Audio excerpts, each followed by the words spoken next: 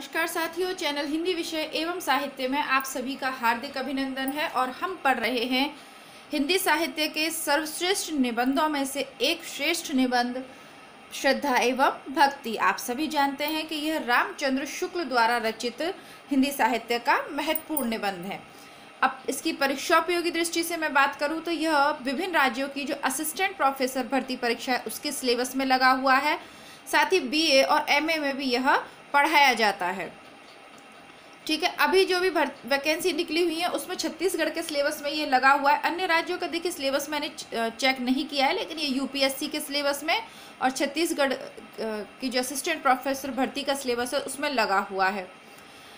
यदि नेट के लिए इसकी उपयोगिता की मैं बात करूं तो नेट की जो पिछली परीक्षाएं हुई हैं, यदि हम पुराने प्रश्न पत्रों को चेक करें तो उसमें हम देखेंगे कि स्थापना एवं तर्क कथन जो पूछे जाते हैं नेट में, उसके अंतर्गत और गद्यांश के अंतर्गत इस निबंध से बहुत सारे प्रश्न पूछे गए हैं। तो इस दृष्टि से यह नेट के लिए भी उपयोगी हो जाता है। लेकिन यदि सिलेबस की मैं बात करूं तो वर्तमान समय में नेट परीक्षा के सिलेबस में यह निबंध नहीं लगाया हुआ है। वर्तमान में रामचंद्र शुक्ल का निबंध कविता क्या है वह नेट परीक्षा में लगा हुआ है। इसके तुरंत बाद जैसे ही ये निबंध खत्म होता है हम उसको पढ़ेंगे। तो आज का हमारा टॉपिक रहेगा भक्ति। जैसा कि निबंध का नाम है श्रद्धा एवं भक्ति, शीर्षक है निबंध का। इसके अंतर्गत हम 3 प्रकरणों में हम इसको निबंध को पढ़ चुके हैं। पहले प्रकरण के अंतर्गत या पहले भाग के अंतर्गत हमने पढ़ा श्रद्धा और प्रेम में अंतर क्या है। दूसरे भाग के अंतर्गत हमने पढ़ा श्रद्धा के कितने प्रकार हो सकते हैं। और तीसरे प्रकरण में हमने पढ़ा कि श्रद्धा और दान का क्या महत्व है या दोनों में परस्पर क्या सामंजस्य। इन तीनों को विस्तार से समझने के बाद आज हम अपना जो चौथा और अंतिम प्रकरण है भक्ति, तो श्रद्धा क्या है, प्रेम क्या है और भक्ति क्या है, विशेषतः भक्ति क्या है, मानव जीवन में इसका क्या योग हो सकता है, श्रद्धा का भक्ति से क्या संबंध है और दोनों में परस्पर क्या अंतर है। ये सभी तत्वों को, सभी चीज़ों को हम समझेंगे आज के हमारे प्रकरण में। और इससे को देखने से पहले आप इसको जितने भी पूर्व के वीडियो है, जितने भी से मतलब जो 3 पूर्व के इसके भाग है उनको आप अवश्य देखें यदि आप इस निबंध को अच्छे से समझना चाहते हैं। तो आइए शुरू करते हैं आज की हमारी कक्षा को। उसके बाद बीच में इससे संबंधित व्याख्या से संबंधित हम बातें करते रहेंगे। जैसा कि मैंने बताया आपको, आज हम जानेंगे भक्ति क्या है। श्रद्धा और प्रेम के योग का नाम भक्ति है। जब पूज्य भाव की वृद्धि के साथ साथ श्रद्धा भाजन के सामीप्य लाभ की प्रवृत्ति हो, उसकी सत्ता के कई रूपों के साक्षात्कार की वासना हो, तब हृदय में भक्ति का प्रादुर्भाव समझना चाहिए। यानी जैसा कि हमने पूर्व में पढ़ा कि प्रेम में व्यक्ति महत्वपूर्ण होता है और श्रद्धा में व्यक्ति के कर्म महत्वपूर्ण स्थान रखते हैं। लेकिन भक्ति क्या है? भक्ति प्रेम और श्रद्धा दोनों का योग है। अर्थात भक्ति में व्यक्ति भी महत्वपूर्ण रहेगा, प्रेम के तत्व भी समाहित रहेंगे और श्रद्धा के भी, यानी उसके समक्ष नतमस्तक होने की, समर्पण का भाव भी होगा। और व्यक्ति के जो कर्म हैं उन पे भी हमारी दृष्टि जाएगी। तो ये सारे काम जहाँ एक साथ होने लग जाएं हमारे मन मस्तिष्क में, तो हमें समझ लेना चाहिए कि अब हम भक्ति के पथ की ओर अग्रसर हो रहे हैं। जब पूज्य भाव की वृद्धि के साथ साथ, यानी कि जब हम उसकी पूजा तो करें, ठीक है, हम उसके प्रति हमारे मन में श्रद्धा तो है ही, लेकिन जब हम उससे अपना सामीप्य भी चाहें, जब हम चाहें कि उसके जीवन में होने वाली प्रत्येक घटना के विषय में हमें जानकारी मिले, उससे साक्षात्कार यानी उससे मिलने का, उससे प्रश्न पूछने का, उससे बात करने का, उसे अधिक से अधिक जानने का, ये सब भाव जब हमारे मन में आ जाए तो हमें समझ लेना चाहिए कि अब हमारे हृदय में भक्ति का प्रादुर्भाव हो गया है। आगे बढ़ते हैं। जब श्रद्धे के दर्शन, श्रवण, कीर्तन, ध्यान आदि से आनंद का अनुभव होने लगे, तब उससे संबंध रखने वाले श्रद्धा के विषयों के अतिरिक्त बातों की ओर भी मन आकर्षित होने लगे।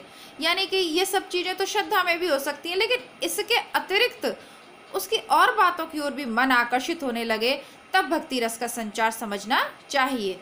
जब श्रद्धे का उठना, चलना, फिरना, हंसना, बोलना, क्रोध करना आदि भी हमें अच्छे लगने लगे, तब हमसे समझ लेना चाहिए कि हम उस व्यक्ति के या उस ईश्वर के भक्त हो गए।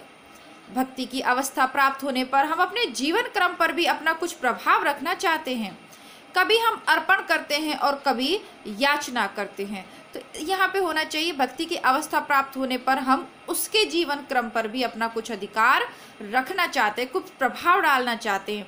कभी हम अपने आप को उसके समक्ष अर्पण करना चाहते हैं, समर्पण करना चाहते हैं, और कभी हम याचना यानी उससे कुछ मांग लेना भी चाहते हैं, क्योंकि भक्ति में हमें अधिकार मिलता है, थोड़ी सी अधिकार भावना आ जाती है समर्पण के साथ ही।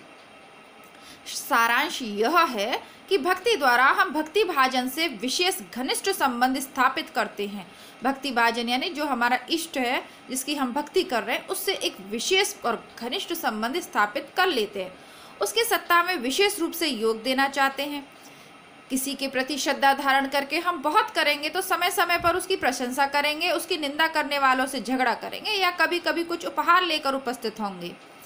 पर तो यहाँ पर हम श्रद्धा और भक्ति में अंतर क्या है इसको समझेंगे। ये हो गया श्रद्धा, जिसके प्रति हम श्रद्धा रखते हैं उसके साथ हम किस तरीके का व्यवहार करेंगे, तो इसके विषय में बताया। अब देखते हैं, परंतु जिसके प्रति हमारी अनन्य भक्ति हो जाएगी वह अपने जीवन के बहुत से अवसरों पर हमें अपने साथ देख सकता है, वह अपने बहुत से उद्योगों में हमारा योगदान पा सकता है।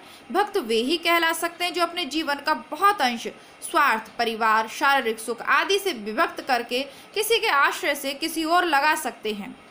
इसका नाम है आत्म निवेदन। यानी श्रद्धा में तो मात्र एक भाव है, ठीक है, श्रद्धा एक भाव है, कभी कभी मन किया तो उसके लिए उपहार हम ले गए, बस ठीक है श्रद्धा के प्रति। लेकिन भक्ति में ऐसा नहीं है। भक्ति में त्याग और समर्पण का भाव ही हमारे जीवन का महत्वपूर्ण समय में से हमें कुछ समय देना पड़ेगा। किसके लिए?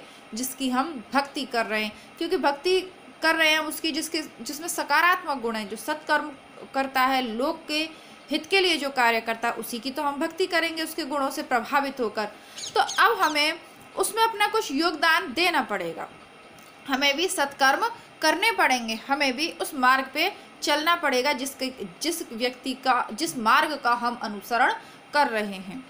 महात्माओं के ऊपर श्रद्धा मात्र करके हम उन्हें जीवन शक्ति द्वारा उपार्जित कोई फल अर्पित कर सकते हैं, पर उनके भक्त होकर हम अपने जीवन ही के कुछ अंश को अर्पित कर देते हैं। किसी वीरव्रती महात्मा पर बहुत श्रद्धालु होकर हम आर्थिक सहायता द्वारा उसके लिए कुछ सुविधा कर सकते हैं।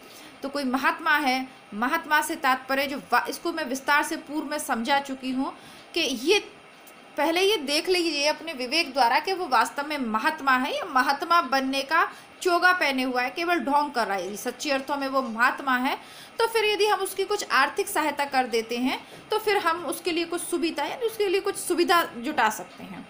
अपने वचनों से उसे प्रसन्न और उत्साहित कर सकते हैं और अपने वचनों के द्वारा उसके सत्कर्मों की जो है गाथा गा के उसको थोड़ा सा प्रसन्न और उत्साहित कर सकते हैं। पर उसके भक्त बनकर हम अपने शारीरिक बल को उसका शारीरिक बल बनाएंगे। लेकिन यदि हम उसके भक्त हैं तो जो हमारा शारीरिक बल है, जब हम ये मान लेते हैं कि हम उसको, तो वो उसके काम भी आएगा। यानी जो वो काम कर रहा है अगर उसमें हमारी शक्ति की भी आवश्यकता है तो फिर हम वहाँ पे जाके उसकी मदद करेंगे। अपनी जानकारी और चतुराई को उसकी जानकारी और चतुराई बनाएंगे, अपनी बाग्मिता को उसकी बाग्मिता बनाएंगे, अपनी तत्परता को उसकी तत्परता बनाएंगे। यहाँ तक कि जो कुछ हमसे होगा उसे हम उसका कर डालेंगे। इसी प्रकार उसके जीवन में अपने जीवन का योग देकर उसके सामाजिक महत्व या प्रभाव को बढ़ाएंगे और उसके थोड़े बहुत हम भी भागी होंगे। यानी कि केवल यहाँ पे बातें बनाने से काम नहीं चलेगा, बल्कि उसके जीवन में हम थोड़ा सा सहयोग देंगे, ठीक है। और अपने जीवन में भी जो उसके जीवन में सहयोग दे के क्या करेंगे, कुछ अंश अपना भी हम वहाँ पे जोड़ देंगे।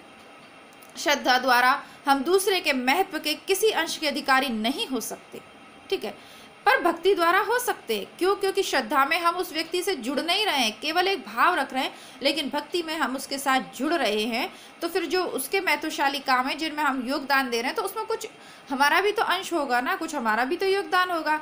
यहाँ तक कि दूसरे की भक्ति करके हम तीसरे की भक्ति के अधिकारी हो जाते हैं। कैसे? राम पर अनन्य भक्ति करके हनुमान अन्य राम भक्तों की भक्ति के अधिकारी हो गए। सही बात है ना। भक्तों में जब सर्वश्रेष्ठ भक्तों का नाम आता है तो हम हनुमान को याद करते हैं ना, तो वो हमारी भक्ति के पात्र हो गए। कैसे? राम की भक्ति करके। आगे देखते हैं, श्रद्धालु महत्व को स्वीकार करता है पर भक्त महत्व की ओर अग्रसर होता है।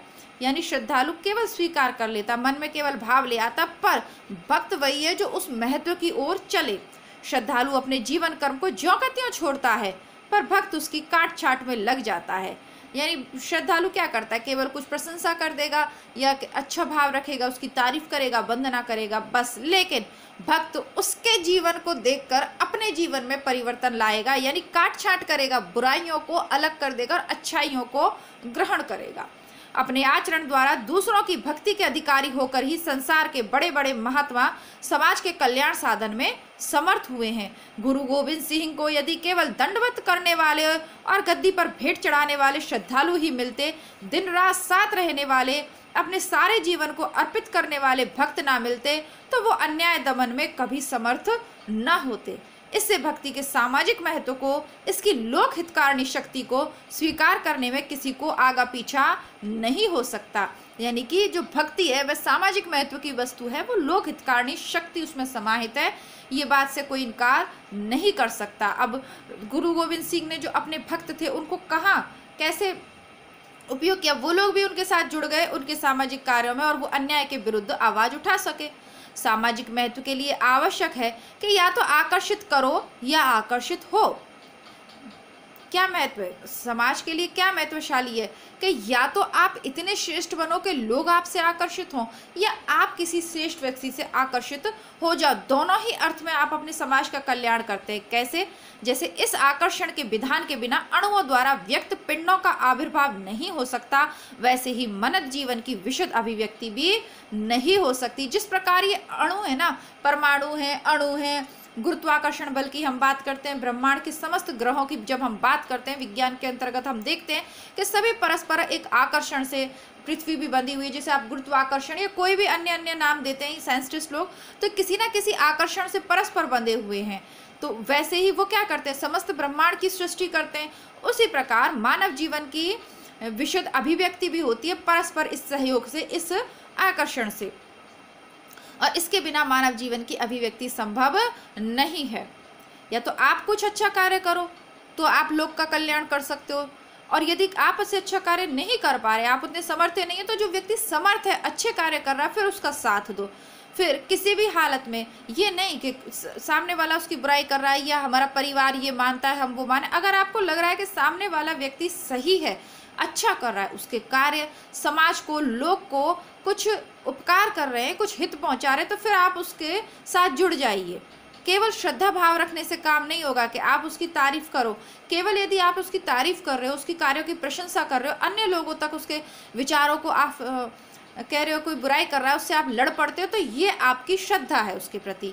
भक्ति कब कहलाएगी? जब उसके कार्यों से आप जुड़ जाएंगे, डायरेक्टली इनडायरेक्टली, कैसे भी प्रत्यक्ष या अप्रत्यक्ष रूप में उससे जुड़ जाएंगे, तो फिर ये भक्ति भाव हो जाएगा। भक्ति में किसी ऐसे सानिध्य की प्रवृत्ति होती है जिसके द्वारा हमारी महत्व के अनुकूल गति का प्रसार और प्रतिकूल गति का संकोच होता है। जो हमारे महत्व की चीज़ है उसका प्रसार होता है, वो बढ़ती, और जो खतरनाक चीज़ है, प्रतिकूल चीज़ है, वो घट जाती है। ऐसी प्रवृत्ति होती है भक्ति के सानिध्य में। जैसा कि मैंने आपको पूर्व में बताया कि हम भक्ति के द्वारा क्या करते हैं, जो अच्छे गुण हैं, जैसे ईश्वर को ही मान लीजिए, भक्ति में जब भी भक्ति की बात करते हैं हमारे, तो हम सबसे पहले ईश्वर का चेहरा सामने आता है, क्योंकि भक्ति हम मूलतः उसी की करते हैं। क्योंकि इंसान की भक्ति करना बहुत कठिन है, इतना अपने आप को, अहंकार का नाश करना ही बहुत मुश्किल बात हो जाती है। तो किसी की इतनी श्रेष्ठता की श्रद्धा से आगे हम उसके लिए भक्ति भाव रख पाएँ, बड़ा ही कठिन कार्य है। तो फिर क्या करते हैं हम, ईश्वर के सद्गुणों को ग्रहण करते हैं, उसके सदचरित्र का पाठ करते हैं। क्यों करते हैं? रामचरितमानस का पाठ विभिन्न अवसरों पर क्यों किया जाता है? देखिए, एक लकीर की उतना एक लाठी पीटने वाली बात होती है, लकीर पीटने वाली बात होती है। अब कोई भी शुभ काम होता है, रामचरितमानस का पाठ करवा लो, लाउड स्पीकर लगा के जोर जोर से चिल्लाते हैं, तो उससे कुछ नहीं होता, वो एक लकीर पीटने वाला बात है।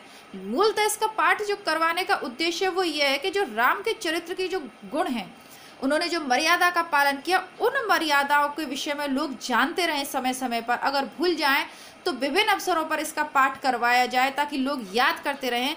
इसलिए इसका पाठ अनिवार्य है कि अगर आप गलत रास्ते पे चल रहे हो तो कहीं से भी आपको रामचरितमानस सुनने को मिल जाए, गीता सुनने को मिल जाए, तो आप सही रास्ते पे आ जाएं, सत्कर्मों की ओर प्रेरित हों। तो ऐसा भक्ति की भावना होती है, इसलिए पाठ करवाया जाता है। लेकिन अब वो होता ही है कि फिर वो मूल भाव तो कहीं छूट जाता है और कुछ और ही हो जाता है उसका। चलिए उस पर फिर कभी विस्तार से चर्चा करेंगे, अभी अपना टॉपिक क्लियर करते हैं। इस प्रकार का सामीप्य लाभ करके हम अपने ऊपर पहरा बिठा देते हैं, अपने को ऐसे स्वच्छ आदर्श के सामने कर देते हैं जिससे हमारे कर्मों का प्रतिबिंब ठीक ठाक दिखाई पड़ता है। क्या करते हैं हम, क्या करते हैं, भक्ति करके हम अपने ऊपर एक पहरा, अपने ऊपर एक बंधन बैठा देते हैं, जिसे कहते हैं ना स्वयं का बंधन। तो वो स्वयं का बंधन बिठा देते हैं हम अपने ऊपर। क्यों?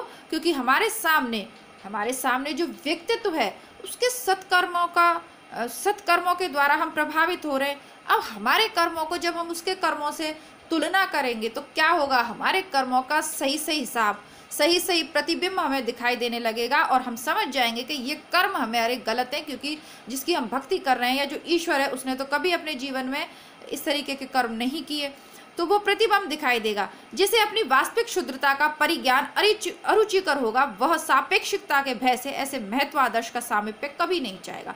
लेकिन जो व्यक्ति होते हैं ना, अहंकारी व्यक्ति, वो कभी भी वो अपनी शुद्धता का, यानी वो अगर कहते ना, जैसे हम भक्ति करते हैं तो कहते हैं ना, प्रभु जी हम तो चींटी के समान है, आप महान हो, तो वो व्यक्ति ऐसे भाव ला ही नहीं पाएगा और वो कभी भी ऐसे महत्वशाली व्यक्ति का सामीप्य भी नहीं चाहेगा। क्यों? क्योंकि उसे तो अपना शुद्धता का ज्ञान अरुचिकर लगेगा, उसे तो अपने छोटे होने का या कम होने का, कम ज्ञानी होने का जो ज्ञान है वो उसे अरुचिकर लगेगा, उसे तो अपनी कमी स्वीकार ही नहीं जाएगी। तो वो कभी भी ऐसे महत्वशाली व्यक्ति को अपने सापेक्ष नहीं रखेगा भय से।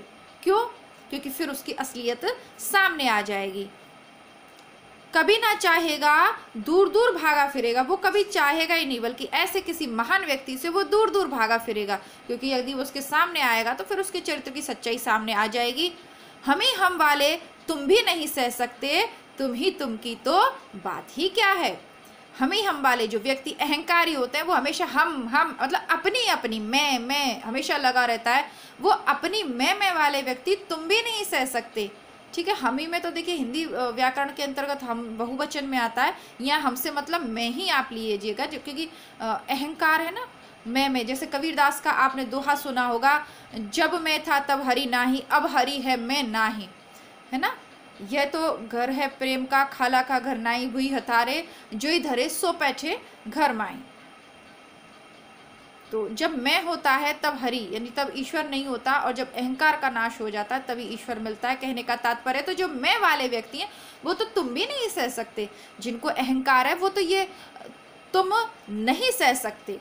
तुम भी शब्दों पे ध्यान दीजिएगा, तुम भी यानी मैं हूं और तुम भी हो, वो तो इतना भी नहीं सह सकते कि उनके साथ तुम खड़े हो। फिर तुम ही तुम की बात क्या, फिर वो ये कैसे सह लेंगे कि तुम ही तुम हो। समझ में आई आपको बात? देखिए, यानी कि दोबारा देखते, हम वाले तुम भी नहीं सह सकते, तुम ही तुम की क्या बात है। यानी वो तो अपने साथ दूसरे को सह ही नहीं सकते और केवल तुम्हारी वो महिमा मान लें, ये तो पॉसिबल ही नहीं है। कहने का तात्पर्य है, बॉर्डर फिल्म में एक जैकी श्रॉफ का और सनी देओल के बीच एक डायलॉग है, हम ही हम हैं तो क्या हम हैं, तुम ही तुम हो तो क्या तुम हो। बॉर्डर मुझे सर्वश्रेष्ठ पिक्चर लगती है, जो युद्ध पे, जो क्या बोले उसको, युद्ध पे दर्शाई गई है, इसमें युद्ध दर्शाया गया है। मेरी बेस्ट मूवीज़ में से एक है जिसे मैं बार बार देख सकती हूँ। ऐसे लोग तो स्वयं अपने लिए भक्त ढूंढने निकलते हैं। जो अहंकारी व्यक्ति हैं वो कहाँ ये स्वीकार करेंगे कि कोई उनसे ज़्यादा महत्व का व्यक्ति होता। वो तो ऐसे लोग ढूंढते हैं जो उनकी चापलूसी करें, अपने लिए भक्त ढूंढने लगते हैं, या ऐसे लोग चाहते हैं जो उनकी भक्ति करें। भक्ति के लिए दैन्य अर्थात दूसरे के महत्व के साथ अपने लघुत्व की भावना पहली बात है। पहली सीढ़ी क्या है भक्ति की?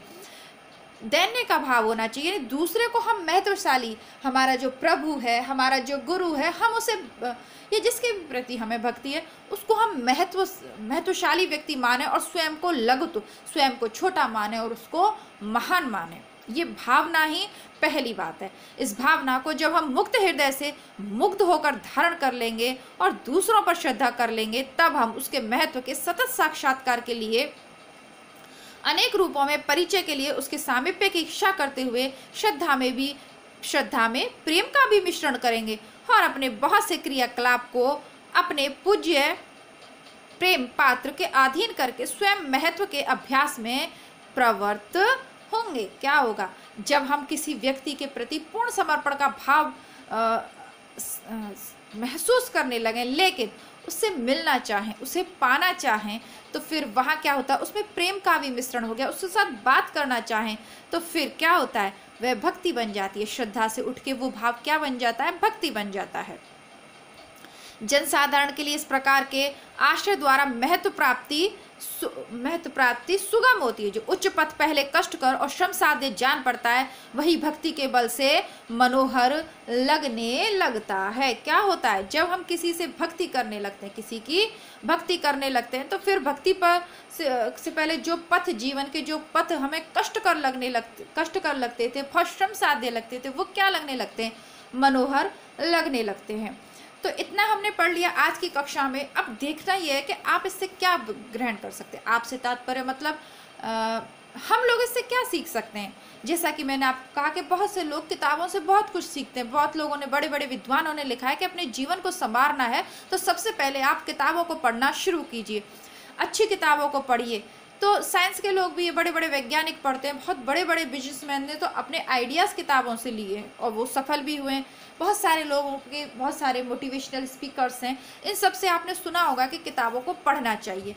लेकिन हमारे साथ क्या अच्छी बात है, क्योंकि हम हिंदी साहित्य के स्टूडेंट हैं, हम संस्कृत साहित्य के स्टूडेंट हैं या इंग्लिश लिटरेचर के स्टूडेंट हैं, हमें इन किताबों को, इन सबको पढ़ने का मौका मिल रहा है। कैसे कि ये हमारा विषय है तो हमें इन्हें पढ़ना है। अब बात यह है कि हम कुछ भी नहीं सीख पाते, फिर भी हम कष्ट में हैं, फिर भी हम परेशानी में। क्यों? क्योंकि हम इनको सिर्फ इसलिए पढ़ रहे हैं, इस निबंध को, किस लिए कि हमें परीक्षा में ये निबंध आएगा, इसमें से पूछी जाएगी, तो बस इसलिए पढ़ लें। यदि ऐसा ना करके हम श्रद्धा भाव रखें किताबों के प्रति, आपकी अपनी पसंद का कोई भी वो हो सकता है कि आप कौन सी विषय की किताबें ज़्यादा पढ़ना पसंद करते हैं या किस तरीके की, है ना, जीवन संबंधी है, जासूसी संबंधी है, वीर काव्य सब पढ़ना पसंद करते हैं, प्रेम काव्य पढ़ना पसंद करते हैं, वो सब आपकी पसंद का मतलब आपकी पसंद का विषय हो सकता है। लेकिन प्रत्येक रचना कुछ ना कुछ तो हमें सिखाती है। अब देखिए, अब से पहले, इस निबंध को पढ़ने से पहले हमें नहीं पता था कि प्रेम क्या है, श्रद्धा क्या है, भक्ति क्या है। लेकिन यदि ध्यानपूर्वक इस निबंध को अब हमने पढ़ लिया, इतना समय हमने इस पे अपना लगाया, तो हम जीवन के इस गूढ़ रहस्य को समझ गए। और लोगों से, सामान्य लोगों से ज़्यादा अब हमारी बुद्धि विकसित हो गई। तो परीक्षा तो ये पास करवा ही देगा, लेकिन ज्ञान का विस्तार भी तो इसके माध्यम से हो रहा है। तो चीज़ों को, जैसा मैंने आपसे कहा कि रटने के अपेक्षा समझने की कोशिश कीजिएगा, ठीक है। तो जैसे कि उपन्यास है, उपन्यास से उपन्यास के आप पात्र पढ़ लेंगे, उपन्यास की भूमिका पढ़ लेंगे, उससे जरूरी जो प्रमुख उसका प्रकाशन वर्ष क्या है, ये सब चीज़ें भी पढ़ लेंगे, तो क्या होगा, तो भी परीक्षा पास हो ही जाएगी ना। लेकिन फिर भी मैं अपेक्षा करती हूँ, मैं ऐसा सोचती हूँ कि मैं वो पूरा के पूरा उपन्यास आपको पढ़ाऊँ। क्यों? क्योंकि उससे क्या होगा, परीक्षा तो पास हो ही जाएगी, लेकिन जीवन में बहुत हमारे ज्ञान का विस्तार होगा, नई दृष्टि मिलेगी। और नौकरी पाने से समस्या नहीं खत्म हो जाती। देखिए, नौकरी पाने से आर्थिक रूप से हम संपन्न हो जाएंगे, समस्याओं से बेहतर तरीके से हम लड़ सकते हैं, लेकिन लड़ने की कारण ही खत्म हो जाएगा यदि जीवन का सार हमें समझ में आ गया। और हिंदी साहित्य के और संस्कृत साहित्य के स्टूडेंट के रूप में ये हमें बहुत अच्छी अपॉर्चुनिटी मिली है, बहुत अच्छी, क्या बोलते हैं उसको, बहुत अच्छा एक, ये हमारे लिए बहुत लाभकारी है कि हमें ये पुस्तकें पाठ्यक्रम के रूप में पढ़ने को मिल रही है। तो इन्हें पाठ्यक्रम की तरह न पढ़ के समझते हुए पढ़ेंगे तो ये डेफिनेटली कि आप परीक्षा में तो गलत उत्तर करेंगे ही नहीं, इनका ये तो निश्चित है। लेकिन आपके जीवन में जो छोटी छोटी चीज़ें हैं जिनके लिए लोग गुरु की तलाश करते हैं, वो आप स्वयं ही पढ़ते पढ़ते सीख जाएंगे। आप स्वयं ही स्वयं के गुरु बन जाएंगे। फिर भटकने की भी आशा आपसे ख़त्म हो जाएगी ना, भटकाव भी नहीं होगा। तो समझते हुए चलिएगा चीज़ों को। अब ये मेरी बातें आपको थोड़ी आदर्शवादी लग सकती हैं, इसीलिए मैं थोड़ा आगे बढ़ जाती हूँ। व्यक्ति संबंधहीन सिद्धांत मार्ग निश्चयात्मकता बुद्धि को चाहे व्यक्त हो, पर प्रवर्तक मन को अव्यक्त रहते हैं। देखिए, इस पे क्या है कि कुछ थोड़ी सी मतलब प्रिंटिंग में परेशानी है, पर जो प्रवर्तक मन है वो अव्यक्त ही रहता है। वे मनोरंजनकारी तभी लगते हैं जब किसी व्यक्ति के जीवन क्रम के रूप में देखे जाते हैं। अब सिद्धांत होते हैं ना बड़े बड़े, संबंधहीन सिद्धांत मार्ग निश्चयात्मक बुद्धि को। अब देखिए, जो बड़े बड़े सिद्धांतों की बात करते हैं तो वो बड़े बोझिल लगते हैं हमें। क्योंकि उनसे हमारा कोई संबंध है ही नहीं। सत्य है, अहिंसा है, ये सब सिद्धांत हमें बड़े बोझिल लगते थे, क्योंकि उनसे हमारा परस्पर कोई संबंध नहीं था। लेकिन जब हम गांधी जी का जीवन कथा है, उनकी जो आत्मकथा है सत्य के मेरे प्रयोग, उस पुस्तक को हम पढ़ते हैं, जब गांधी जी के विषय में हम अधिक से अधिक जानते हैं, तो क्योंकि अब वो उनको हमने जीवन में कैसे कैसे उन्होंने प्रयोग किया वो यदि हमने समझ लिया, तो फिर वही चीज़ें हमारे बहुत महत्व की हो जाती हैं। ठीक है ना, वो सब चीज़ें हमारे महत्व की हो जाती है, क्योंकि हमने देखा है कि एक व्यक्ति ने कैसे इनके माध्यम से इतने बड़े लक्ष्य को प्राप्त कर लिया। 200 सालों से जो सत्ता भारत पे अपनी हुकूमत चला रही थी, उसको भारत से उखाड़ फेंका कैसे। जब उसको जान लेते हैं, उस व्यक्ति को जान लेते हैं, ठीक है, उसके प्रति भक्ति की भावना से बढ़ जाते हैं और जीवन में उस चीज़ को अपनाने लग जाते हैं, तो फिर वह मार्ग कैसा हो जाता है, सुगम हो जाता है। वो मनोरंजनकारी लगने लगते हैं जब किसी व्यक्ति के जीवन क्रम के रूप में देखे जाते हैं। अब जैसे जो आज जो स्टूडेंट्स थोड़ा कम पढ़ते हैं या छोटी क्लासेस में होते हैं, तो वो उनके लिए क्या है, महात्मा गांधी के अहिंसा को वो कमजोरी समझते हैं। अहिंसा का मतलब कमजोरी नहीं है, बल्कि महात्मा गांधी से ज़्यादा ताकतवर व्यक्ति कौन है, कोई है? कोई भी नहीं है। क्योंकि जब हमने उनको पढ़ा ही नहीं, उनको जाना ही नहीं, किसी से सुन लिया कि वो महात्मा गांधी ऐसे वैसे, वो बहुत तरीके के लोग होते, विचारधारा वाले लोग समाज में होते, उनको से सुन के और उसको जाने बिना, उसको समझे बिना यूं ही कुछ किसी के लिए कह देना बहुत गलत बात है। कह भी देते हैं अज्ञान के कारण। यदि महात्मा गांधी से संबंधित पुस्तकें हम पढ़ लें तो फिर स्वयं ही हमारा मन उनके प्रति श्रद्धा से भर जाएगा। और वो सब कठिन मार्ग कैसे कैसे उन्होंने अपने जीवन में इतने बड़े बड़े कार्यों को वो कर गए, तो उनसे हम प्रेरणा लेने लगेंगे। आगे देखते हैं। शील की विभूतियां अनंत रूपों में दिखाई पड़ती हैं। मनुष्य जाति ने जब से होश संभाला है तब से वह इन अनंत रूपों को महात्माओं के आचरण तथा आख्यान और चरित्र संबंधी पुस्तकों में देखती चली आ रही है। जब इन रूपों पर मनुष्य मोहित होता है, तब सात्विक शील की ओर आप से आप आकर्षित होता है। जब वो इन पे मोहित हो जाता है, तब क्या होता है, सात्विक शील की ओर, सत्व की ओर, अच्छे चरित्र की ओर अपने आप आकर्षित होने लगता है। सदा सत्य बोलो, दूसरों की भलाई करो, क्षमा करना सीखो, होता है ना, सर्वदा सत्यम वद, ये सब संस्कृत की सूक्तियां हैं। क्षमो परमो धर्म, अहिंसा परमो धर्म, ये सब होता है ना। तो ऐसे ऐसे सिद्धांत वाक्य किसी को बार बार बकते सुन वैसा ही क्रोध आता है जैसे किसी बेहुदे की बात सुनकर। जो इस प्रकार की बातें करता चला जाए उसे चट कहना चाहिए, बस चुप रहो, तुम्हें बोलने की तमीज नहीं, तुम बच्चों या कोल भीलों के पास जाओ। ये बातें हम पहले से जानते हैं। मानव जीवन के बीच हम इसके सौंदर्य का विकास देखना चाहते हैं। यदि तुम्हें दिखाने की प्रतिभा या शक्ति हो तो दिखाओ, नहीं तो चुपचाप अपना रास्ता लो, चुपचाप अपना रास्ता लो, गुण प्रत्यक्ष नहीं हो। ठीक है, तो देखिए ये आचार्य जी है ना, शुक्ल जी आचार्य हैं, ये समझा रहे हैं। यदि आपको इनकी बात समझ में आए तो ये आपको सही मार्ग दिखा रहे हैं। कैसे? ये कह रहे हैं कि कोई व्यक्ति बहुत बड़ी बड़ी आपसे बातें करता है, तो आपको उसे कह देना चाहिए कि भाई चुप रहे, ज़्यादा ज्ञान मत बांटे, कहीं और जाके बक, शब्द जो यूज हुए ना सर, इसको जाके कहीं बखान करो। यदि तुम इसे हमें प्रत्यक्ष दिखा सकते हो तो ठीक है, वरना अपना रास्ता नापो। ये सब बातें हमें बचपन से ही सुनते आ रहे हैं कि ये सब करना चाहिए और ये सब नहीं करना चाहिए, ये तो हम सुनते आ रहे हैं। जैसा कि मैंने आपको उदाहरण दिया महात्मा गांधी का।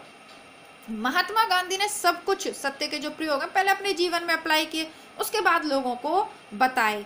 तो ऐसे ही किसी व्यक्ति का हमें अनुसरण करना चाहिए जिसके चरित्र में वो जो कह रहा है वो उसके चरित्र में परिलक्षित होता हो, वो स्वयं सत्यवान हो, वो स्वयं धर्म पे चलने वाला हो, वो स्वयं चरित्रवान हो। अब बार बार देखिए वही घटनाएं याद आती हैं कि बड़े बड़े बाबा जी हुए समाज में, दुनिया को ज्ञान बांटते फिर रहे हैं, दुनिया उनके पीछे पागल हो गई, विशेषकर महिलाएं पागल हो जाती हैं। पता नहीं कैसे घर बार बच्चे सब कुछ सत्संगों में जा रहे हैं, ये हो रहे हैं, और जहाँ बाबा का सत्संग हो रहा है वहीं जा रहे हैं, सारा उनके पीछे अंधश्रद्धा, अंधभक्ति कहते हैं उसे, पड़े हुए। ठीक है, अंत में क्या वो बाबा चरित्रवान निकले?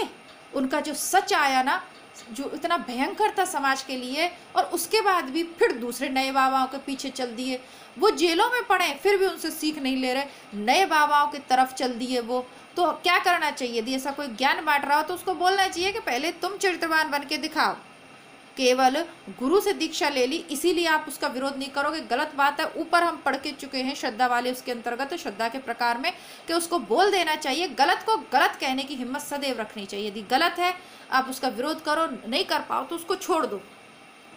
अब आज आपने ये निबंध पढ़ लिया, अब आप क्या करेंगे कि किसी की भी जो लंपट वाली बात है ना, लपेटने वाली बात, उनमें नहीं आओगे। आप क्या करोगे, किसी के भी प्रति श्रद्धा रखने से पहले आप देखोगे कि वो व्यक्ति जो कह रहा है ना वो स्वयं भी उसका आचरण कर रहा है या केवल हमें ही ज्ञान बघार रहा है। यदि हमें ही ज्ञान बघार रहा है ना तो फिर उसको वहाँ से हट जाओ। आप यदि नहीं भी कह पाओ ना तो आप हट जाना वहाँ से कि ठीक है ये सारी बातें तो हम बचपन से सुनते आए, खुद तो तुम सारे काम करोगे उल्टे सीधे और हमें शिक्षा देने चले हो। तो ऐसे लोगों के प्रति श्रद्धा और भक्ति की भावना हमें नहीं रखनी चाहिए। आगे देखते हैं, कहना साफ कह रहे हैं, यदि तुम्हें दिखाने की प्रतिभा है तो दिखाओ और नहीं तो अपना रास्ता लो। गुण प्रत्यक्ष नहीं होता, उसके आश्रय परिणाम प्रत्यक्ष होते, क्योंकि गुण को तो हम नहीं देख पाते, प्रत्यक्ष में क्या देख पाते, उसके आश्रय यानी जिस व्यक्ति में वो गुण है वो आश्रय हो गया और उसके जो परिणाम है वो प्रत्यक्ष। उन गुणों का क्या परिणाम होता है समाज पे, तो ये चीज़ प्रत्यक्ष में है, उसका परिणाम प्रत्यक्ष में, और जिस व्यक्ति में वो गुण है वो प्रत्यक्ष में, गुण तो प्रत्यक्ष में नहीं है। अनुभवात्मक मन को आकर्षित करने वाले आश्रय और परिणाम हैं, गुण नहीं। अनुभवात्मक जो हमारा मन है, जो अनुभव के द्वारा जो देखना चाहता है, उसको आकर्षित करने वाले कौन है, आश्रय और परिणाम। उन गुणों का समाज पे क्या परिणाम पड़ा वो चीज़ हमें आकर्षित करती है, और वो गुण जिस व्यक्ति में वो व्यक्ति आकर्षित करता है, गुण नहीं। यही अनुभूति के विषय हैं। अनुभूति पर प्रवृत्ति और निवृत्ति निर्भर है।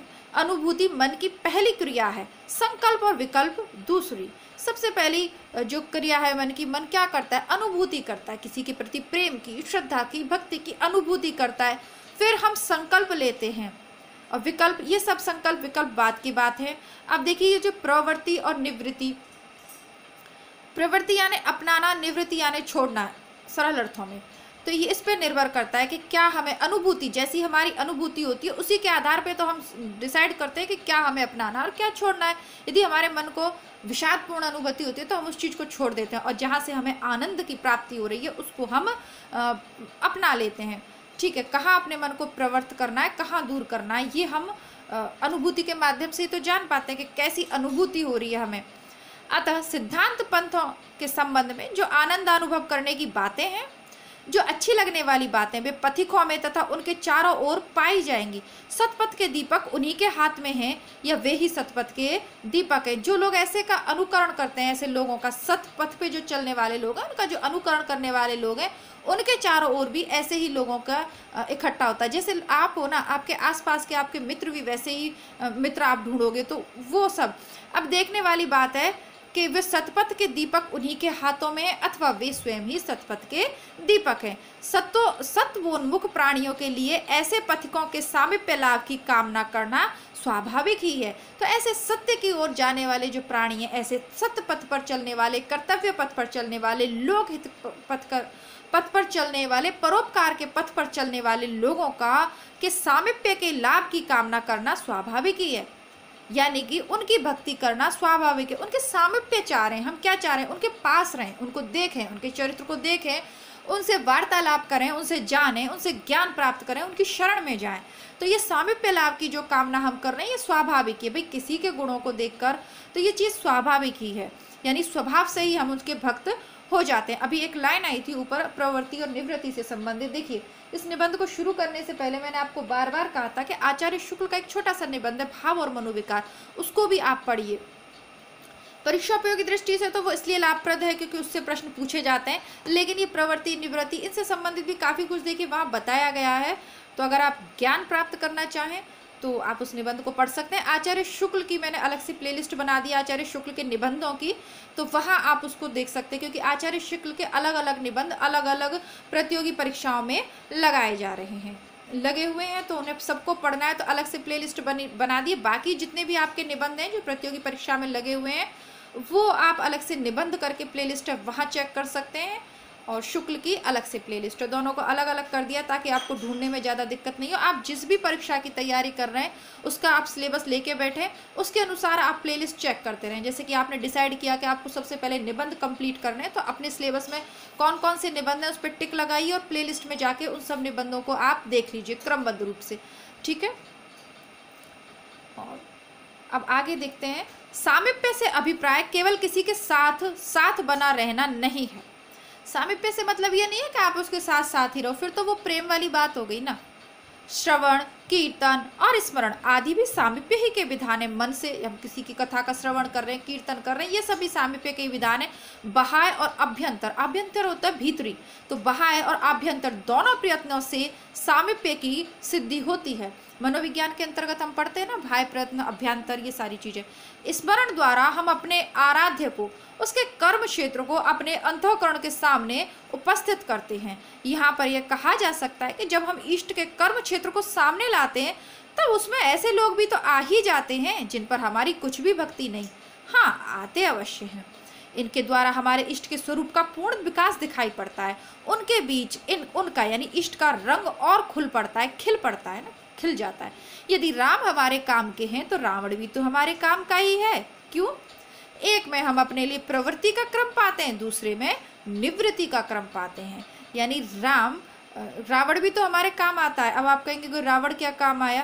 भाई रावण के माध्यम से ही तो हम जान पाए कि बुराई का नाश जरूर होगा, बुराई के पथ पे हमें नहीं चलना है, वरना हम तो क्या, हमारे पूरे परिवार, पूरी पीढ़ी और हमारे पूरे समाज का नाश हो जाएगा अगर हम बुराई के पथ पे चलेंगे। तो रावण भी तो किसी ना किसी रूप में काम आया। कैसे?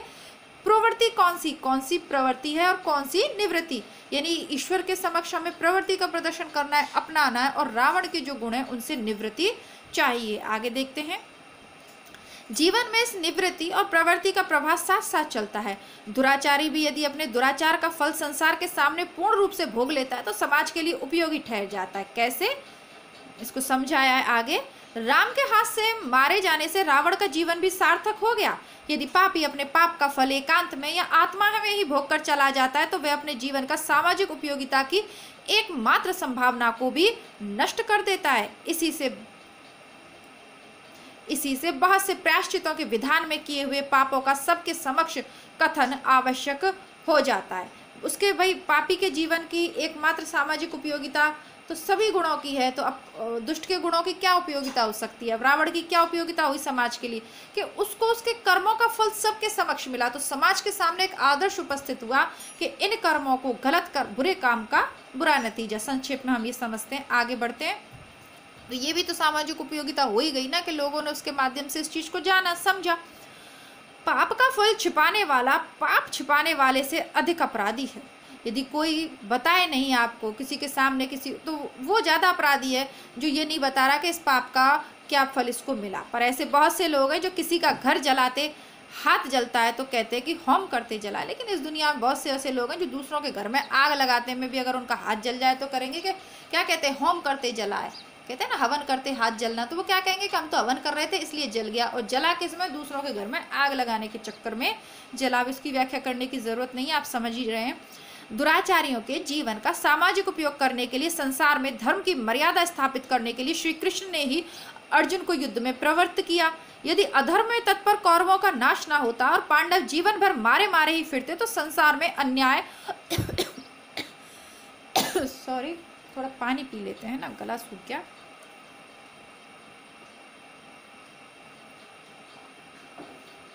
बहुत बड़ा निबंध है लेकिन बहुत उपयोगी है।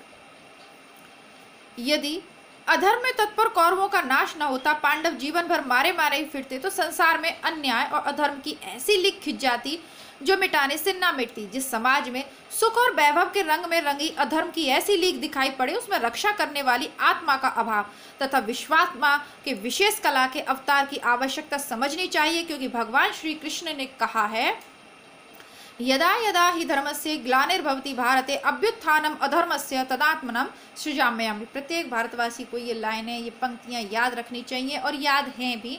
वर्तमान में पश्चिमीकरण के चक्कर में ना, पश्चिमी देशों के अनुकरण के चक्कर में हम अपनी संस्कृति से दूर हटते जा रहे हैं और उसके परिणाम हम भुगतते जा रहे हैं। भारत में अब भी कुछ कहते हैं ना, अभी भी धर्म धीरा है, कहते हैं ना, अभी भी थोड़ी नैतिकता है, धर्म धीरा है, नैतिक मूल्य बचे हुए हैं।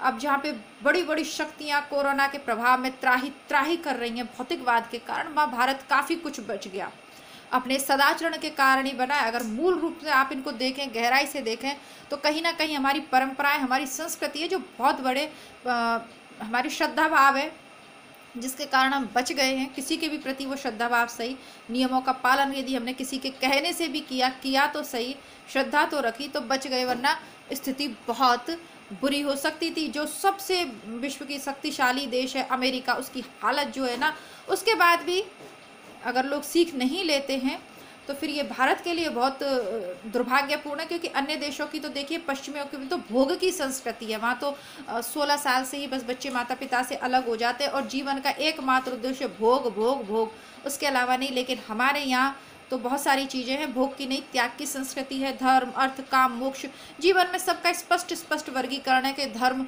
इन सबका सामंजस्य कैसे बिठाना है, तो उसी के हिसाब से। और हाँ, मैंने आपको पूर्व में भी कहा, पुनः रिपीट कर देती हूँ, बहुत ही अच्छा एक दूरदर्शन पर 10 बजे डीडी भारती पर प्रोग्राम आता है उपनिषद गंगा। तो संस्कृत और हिंदी दोनों के विद्यार्थियों के लिए बहुत ही उपयोगी है, जीवन उपयोगी, बहुत सी सीख उसमें हमें मिलती है। 30 मिनट का छोटा सा प्रोग्राम होता है, सुंदर सी कहानी के माध्यम से सीख दी जाती है। काफ़ी कुछ आप वहाँ से सीख सकते हैं संस्कृति के और जो हमारे संस्कार हैं उनके विषय में। आइए आगे देखते हैं। यदि कहीं पाप है, अन्याय है, अत्याचार है, तो उनका आशुफल उत्पन्न करना और संसार के समक्ष रखना लोक रक्षा का कार्य है। अपने ऊपर किए जाने वाले अत्याचार और अन्याय का फल ईश्वर के ऊपर छोड़ना व्यक्तिगत आत्मोन्नति के लिए चाहे श्रेष्ठ हो, पर समाज के लिए नहीं होगा। पर यदि अन्यायी या अत्याचारी अपना हाथ नहीं खींचता है तो लोक संग्रह की दृष्टि से वह उसी प्रकार आलस्य या कायरपन है जिस प्रकार अपने ऊपर किए हुए उपकार का कुछ भी बदला न देना कृतज्ञता है। यदि कोई गलत काम कर रहा है, अत्याचार कर रहा है, अन्याय कर रहा है, यदि आप गलत को गलत नहीं कह रहे तो ये नहीं है कि आप कहो कि इसके तो कर्मों का फल इसको ईश्वर देगा, हमें क्यों अपनी जबान गंदी करें। जरूरी नहीं है कि आप गलत भाषा का प्रयोग उसके लिए करो, लेकिन गलत को गलत कहना आवश्यक है। तो बहुत से लोग ये कह के ईश्वर पे डाल के उससे मुक्त हो जाते हैं, ऐसा नहीं है। कृष्ण ने कर्म करने की प्रेरणा दी है, ठीक है। तो फिर क्यों पांडव युद्ध करते, फिर तो कृष्ण ही सब कुछ संभाल लेते ना। कृष्ण तो थे, प्रत्यक्ष थे, लेकिन नहीं, उन्होंने फिर भी अर्जुन को कर्म करने की प्रेरणा दी। यानी हमें अन्याय का विरोध करना ही है। अगर हम नहीं कर रहे हैं तो हम कमजोर हैं, कायर हैं और क्या है, आलसी हैं। गलत को गलत न कह के बच के निकल जाना क्या है, हमारी कायरता और अन्याय की आलस को दर्शाता है, हमारे आलस्य को दर्शाता है, हमारे कायरता को दर्शाता है। आगे देखते हैं। अब भगवत भक्ति को ही लीजिए। ऊपर जो कुछ कहा गया उससे स्पष्ट हो गया होगा अब तक कि मनुष्य की भक्ति के आधार क्या क्या है। मनुष्य विश्व विधान का एक क्षुद्र चेतन अंश है। उसमें धर्म, अधर्म, दया, निष्ठुरता आदि से भाव विश्व के उतने ही अंश से संबंध रखते हैं जितने के भीतर उसे कार्य करना है। यह कार्य और कुछ नहीं है, अपनी समष्टि स्थिति और सुख संतोष का प्रयत्न मात्र है। अपने कार्य क्षेत्र के बाहर यदि वह अपने इन भावों का सामंजस्य ढूंढता है तो नहीं पाता है। कहीं उसे जीवो जीवत से जीवनम का सिद्धांत चलता दिखाई पड़ता है, कहीं लाठी और भैंस का। वह सोचता है कि इन बातों का अनुसरण मनुष्य समाज में भी जानबूझकर क्यों ना किया जाए। यह नहीं सोचता कि मनुष्य जाति की स्थिति इन अवस्थाओं से बहुत आगे बढ़ी है और चेतना की श्रेणी में उससे आगे की और कोई भावभूमि है ही नहीं। वह दया को निरर्थक समझ अपने अंतःकरण का एक अंग ही खंडित करना चाहता है। वह किसी को काना देखकर अपनी एक आंख फोड़ने चलता है। कुछ दिन पहले की सभ्यता मनुष्य जीवन को देवतुल्य बनाने में थी, अब मरकट तुल्य और मत्स्य तुल्य बनाने में समझी जाने लगी है। एक हल्का सा व्यंग्य है पश्चिमी सभ्यता के ऊपर कि भारत में क्या सभ्यता है। कुछ समय तक भारत के लोग कैसे थे, स्वयं को देवताओं के तुल्य बनाने में लगे थे, परंतु अब मरकट तुल्य, बंदर के समान, मत्स्य तुल्य, मछली के समान बनाने में लगे हुए हैं। पर यह सभ्यता जड़त्व और नाश की ओर ले जाने वाली है। तो वो आपको आगाह कर रहे हैं शुक्ल जी कि ये सभ्यता कहाँ ले जाएगी, आपको जड़त्व की ओर और नाश की ओर ले जाएगी। जब हृदय की कुछ उदात्त प्रवृत्तियां बोझ मालूम होने लगी हैं, तब और प्राणियों की अपेक्षा अपने अंतःकरण की पूर्णता का गर्व मनुष्य जाति कब कर सकती है। प्रश्नवाचक चिन्ह लगाया है। उसके मार्मिक अंग की व्यापकता के हास और स्तब्धता की वृद्धि के भयंकर परिणाम का आभास यूरोप दे रहा है। यूरोप से मतलब हमें पश्चिमी देश समझना चाहिए।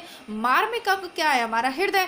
तो जब हृदय की ये जो अच्छे वाले गुण है, इसको सरल शब्दों में सुने, जो हमारे हृदय की पॉजिटिविटी है, जो हमारे हृदय की सकारात्मकता की ओर ले जाने वाले गुण हैं, नैतिकता का जब हास होने लगता है तो क्या होता है, उसके भयंकर परिणाम होते हैं। और इसका आभास कहाँ से मिल रहा है, यूरोप से मिल रहा है।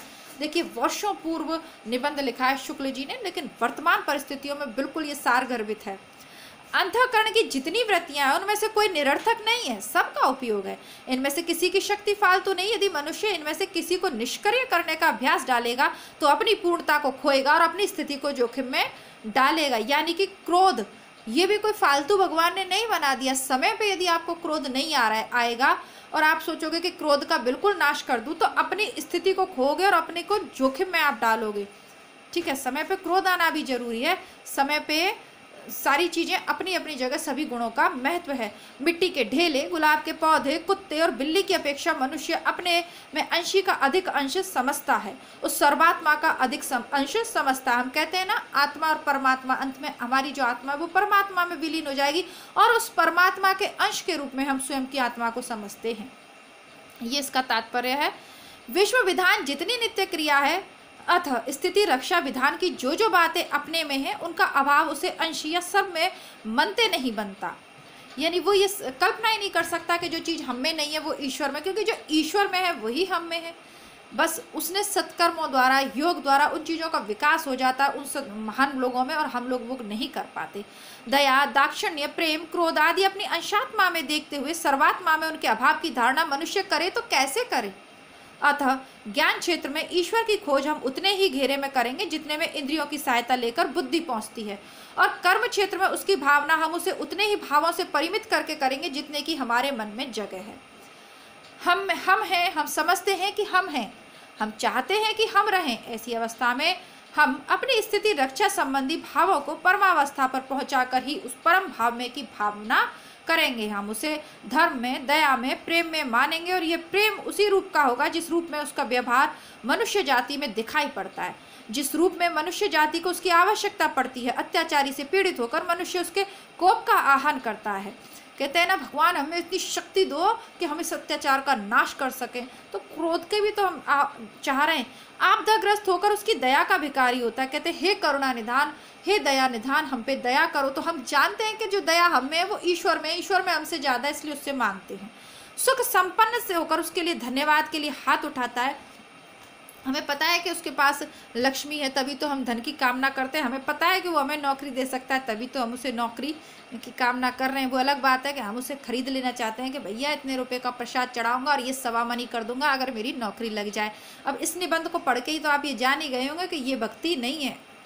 भक्ति से पूर्ण होकर उसके आश्रय की वांछा करता है।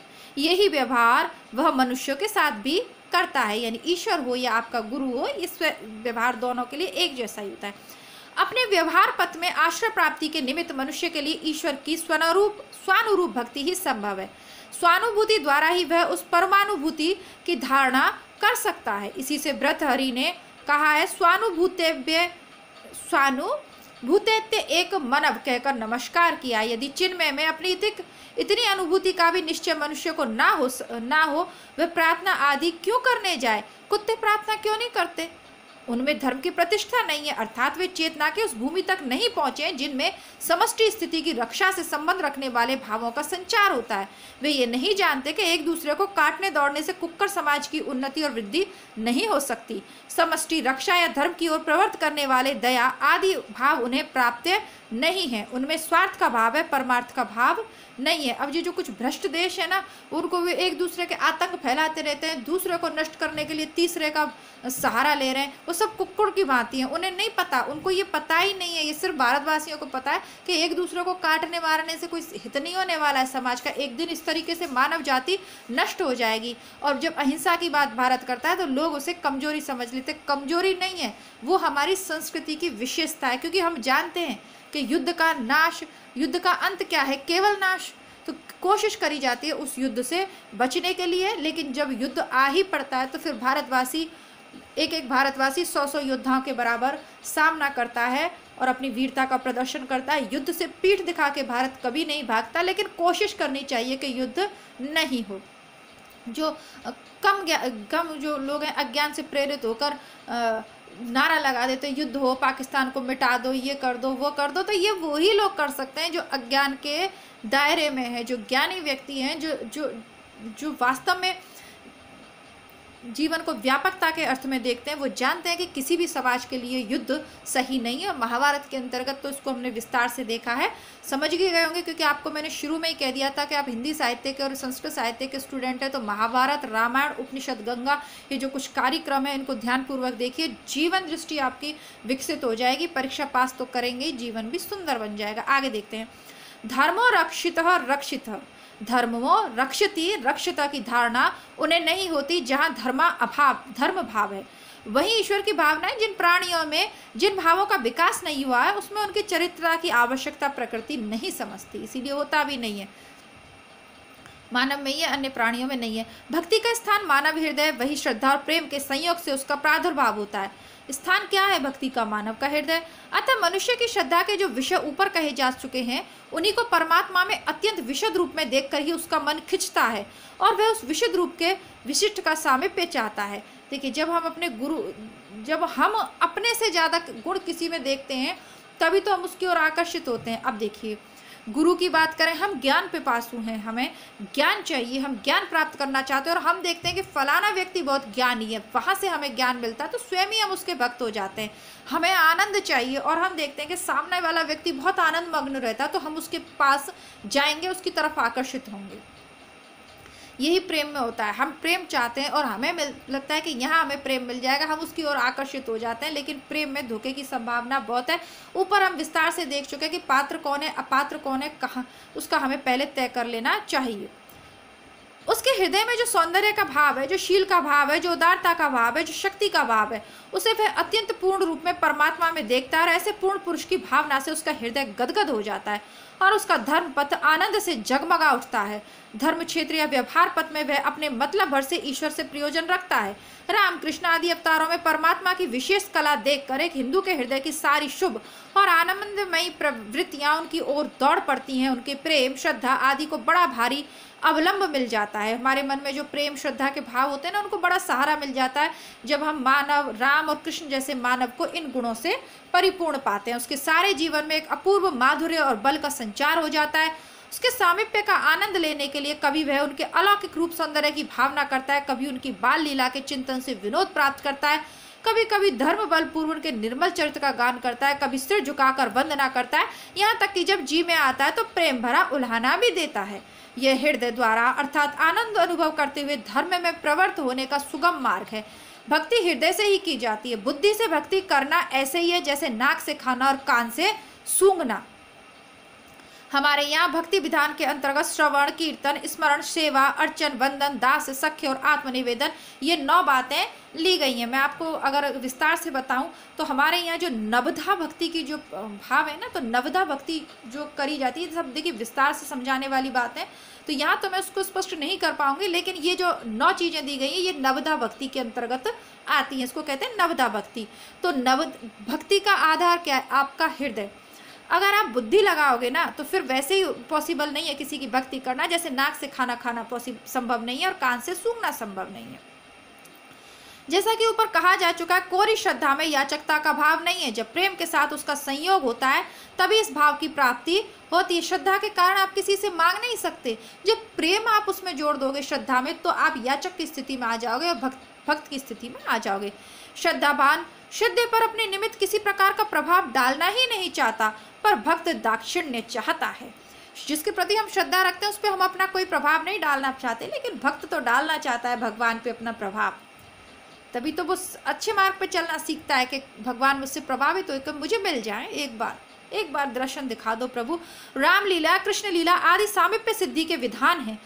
सामीप्य की कामना भक्तवर रसखान ने बड़ी मार्मिकता से इस प्रकार प्रकट की है। देखिए, ये अच्छी बात यह है कि ये जो पंक्तियां दी गई हैं ना, ये परीक्षा में अलग से भी पूछी जाती हैं भक्ति साहित्य के अंतर्गत। मानस हो तो वही रसखान मुस्लिम कवि होते हुए बहुत कृष्ण भक्त कवि है ना, बहुत ही सुंदर काव्य रचना रची है इन्होंने। ये कहते हैं, मानस हो तो वही रसखान, बसो संगोल गोकुल गांव के ग्वारन। वो कहते हैं कि मनुष्य हो तो वही, रसखान कहते हैं कि मनुष्य तो हूँ तो मैं वही बनूं जो गोकुल के गांव में जाके ग्वालों के संग बस पाऊं। जो पशु हो तो कहा बस मेरो, चरो नित नंद की धेनु मझार। धेनु होगा, धोनु नहीं है, धेनु मझार, धेनु यानी गाय।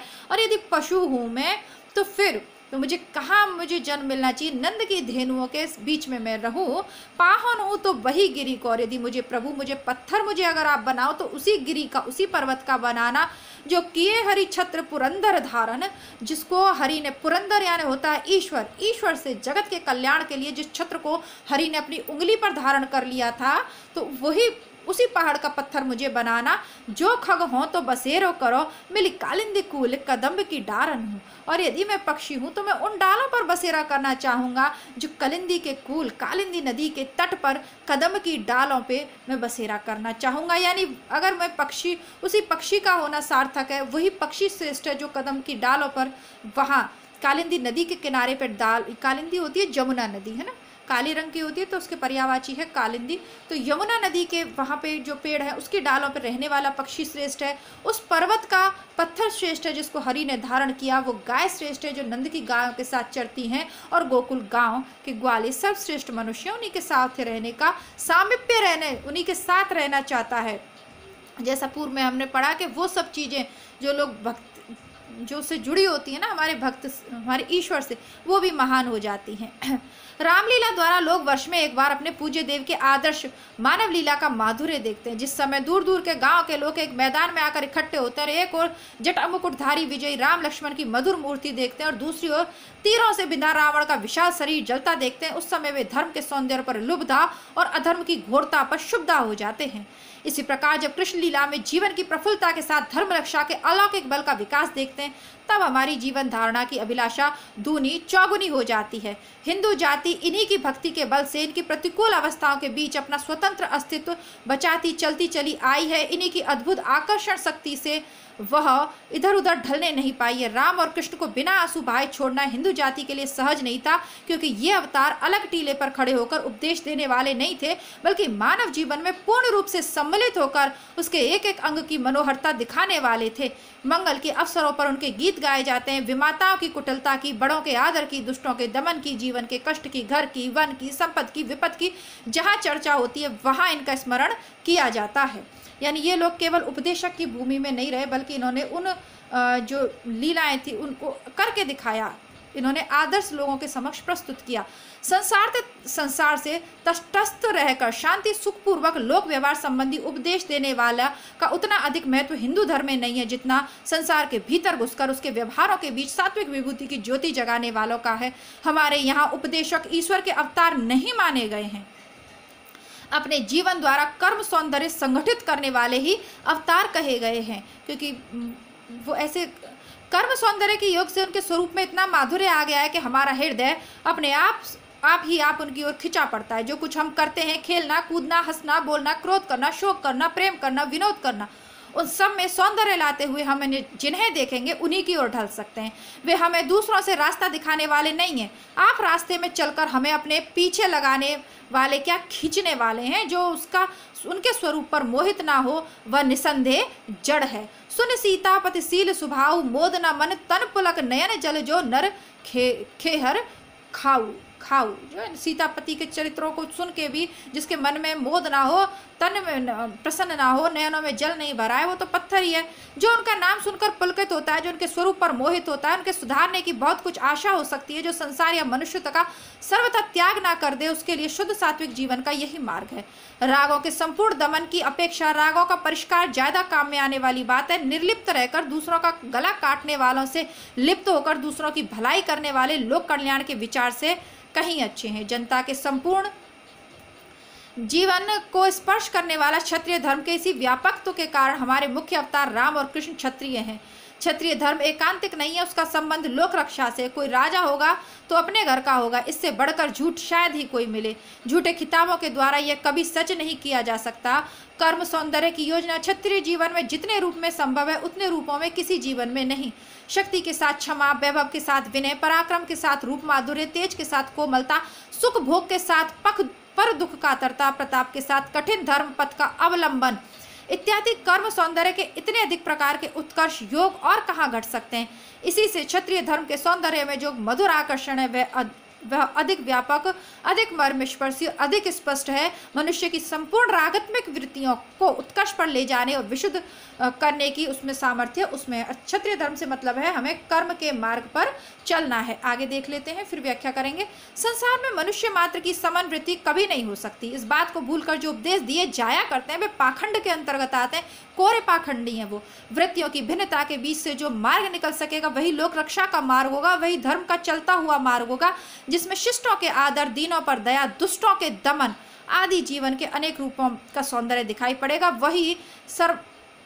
वही लोक धर्म का मार्ग होगा। क्षत्रिय धर्म पालन की आवश्यकता संसार में सब दिन बनी ही रहेगी। कोई व्यापार योग उसे नहीं हटा सकता। किसी अनाथ अबला पर अत्याचार करने पर एक क्रूर पिशाच को हम उद्यत देख रहे हैं, समझना बुझाना तो व्यर्थ है अथवा उसका समय ही नहीं है।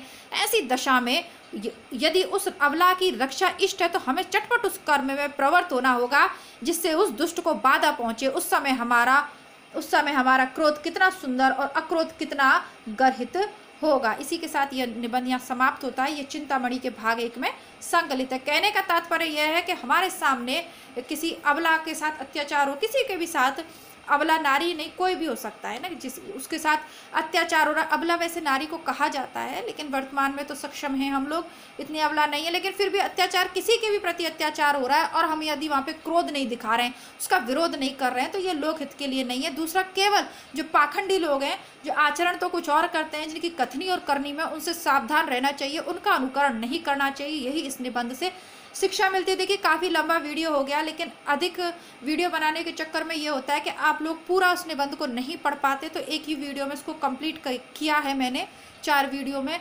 तो आशा करती हूँ आपको निबंध पसंद आया होगा। बहुत से लोग ऐसे हैं जो देख रहे हैं चैनल को लेकिन सब्सक्राइब नहीं कर रहे, तो उन लोगों से विनती है मेरी, जो रेड कलर से सब्सक्राइब लिखा हुआ है, आप उस बटन को दबाइए, चैनल को सब्सक्राइब कर लीजिए।